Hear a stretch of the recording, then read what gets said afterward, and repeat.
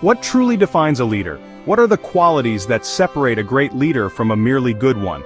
Is it brute strength and unwavering resolve, or is it the gentle touch of kindness and compassion? Does a leader need to be feared or loved? C.S. Lewis, the great writer and thinker, once asked us to consider the intertwined concepts of courage and kingship. Long ago, two leaders emerged onto the world stage: Richard the Lionheart, the formidable king of England, and Saladin, the wise and respected Sultan of the East, a leader known for his chivalry and strategic brilliance. They stood on opposite hilltops, their armies arrayed behind them, ready for battle. They were born worlds apart, shaped by vastly different cultures and led very different peoples, each with their own unique traditions and beliefs. And yet they saw each other initially as enemies, locked in a struggle for power and dominance. Their clash during the Third Crusade was more than just a battle for land or resources. It was a profound meeting of two remarkable men, two titans of their time. They found themselves, perhaps surprisingly, able to see reflections of their own values and ideals in each other. Jerusalem, a city of immense historical and spiritual significance, was at the very heart of their long and arduous struggle. A city that both sides, with unwavering conviction, called holy and sacred. Richard, with his unwavering determination, sailed across vast oceans with his loyal knights, all to claim it for Christendom. Saladin, with equal resolve, defended it fiercely, protecting its sanctity and its people. This was no small fight, no mere skirmish. The fate of entire kingdoms, the balance of power in the known world, rested squarely on their shoulders. But their story, etched in the annals of history, is about so much more than just the clash of armies and the strategies of war. It's a timeless tale of bravery in the face of adversity, of mutual respect forged in the crucible of conflict, and of the surprising depths of humanity that can blossom even between the most bitter of rivals, transcending the boundaries of war and hatred. So, let's embark on this journey together and explore what true leadership and genuine courage truly look like, through the captivating story of two lions standing proudly on their respective hilltops, forever bound by fate and history. What is bravery, really?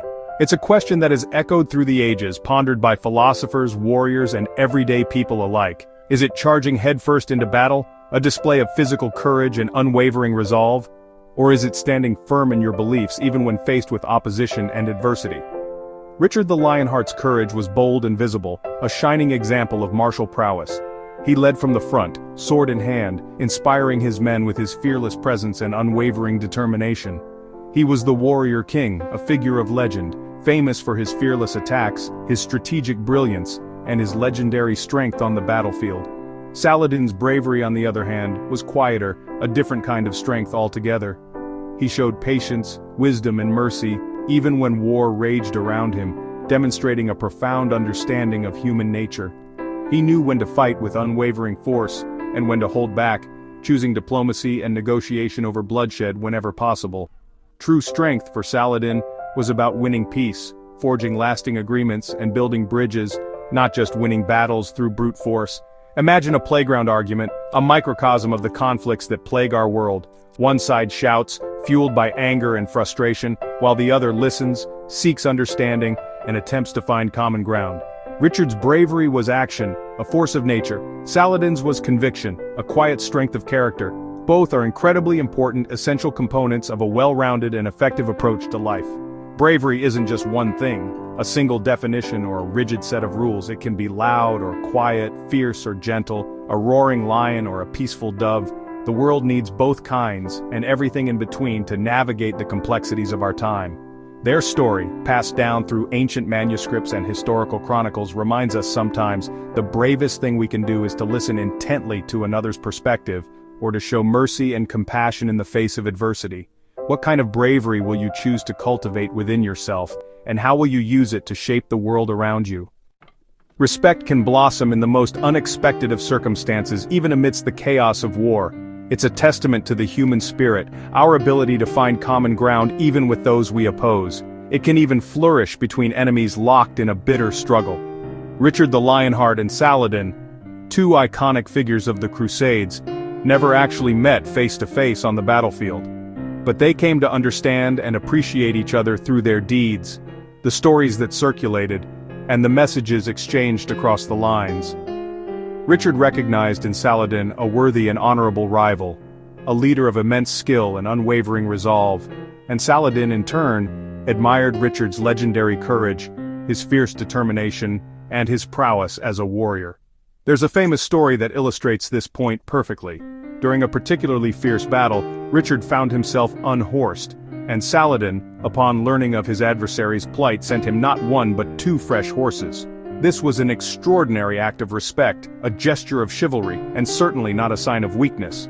Think about it like this. Imagine you're in the midst of a hard-fought game, giving it your all, and after the final whistle, you shake hands with your opponent, acknowledging their skill and effort, recognizing the challenge they presented. That's the essence of what happened between Richard and Saladin, but played out on the vast and bloody stage of the Crusades.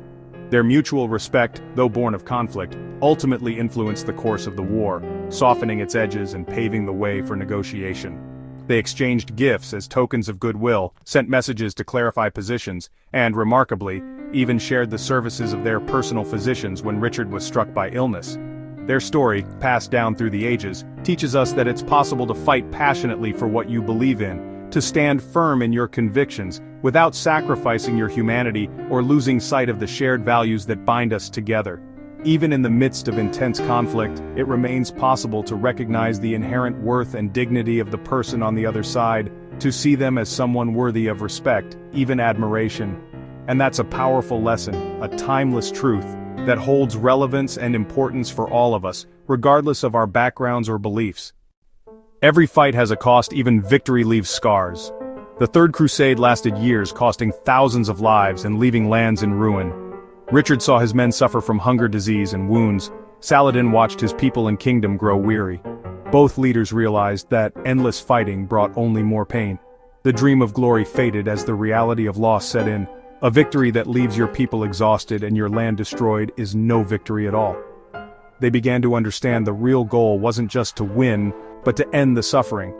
Their story teaches us to remember what's lost in conflict: lives, happiness, and the hope for peace. War costs more than weapons and money, it costs futures. True wisdom is knowing when the price is too high. Sometimes the bravest leaders are those who choose to stop fighting. In the end, every conflict comes down to a choice: keep fighting or seek peace. Richard and Saladin, exhausted and at a standstill, chose wisdom over more bloodshed. Instead of one last battle, they negotiated a truce. It wasn't perfect, neither side got everything. Richard didn't win Jerusalem, but Christian pilgrims could visit safely. Saladin kept the city, but agreed to share it. They chose a handshake over the sword. The Treaty of Jaffa was a powerful moment of compromise. True victory isn't always defeating your enemy. Sometimes it's learning to live alongside them. Their story teaches us, peace often takes more courage than war. When you face your own rival, will you fight to win, or find the courage to seek peace? The choice is yours.